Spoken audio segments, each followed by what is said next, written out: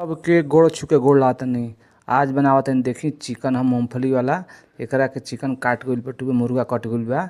तो देखिए एकरा में काजू, बादाम, मूंगफली भूंज लेवे के बा और तनी सा तेल में प्याज के भी भूंज लेवे के बा। आ वही तेल में बचल का तेलवा में फोरनका मार देवे बा आराम से लालका मरचा के। बस भूंजलका पियलका जितना लटुए लहसुन प्याजवा कजुआ बादाम पीस देवे के बा। चिकनवा का डाल के पहले ही शुरू में घुमा देवे के बा। देखिए पिसलका जौन बटुए सब डाल दीजा मसालावा अपन चलावत रह जा।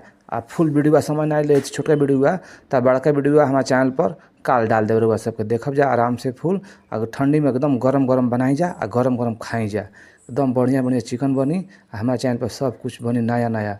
आराम से गाँव में आराम से चारपाई पे बैठ के नीचे बोरा बिछा के खाई जा एकदम बढ़िया से बनाई जा। और सब वीडियो अच्छा लागल होखे तो लाइक करब जा। और हमार सबके गोड़ छुके गोड़ लागतनी। आज बनावतनी देखी चिकन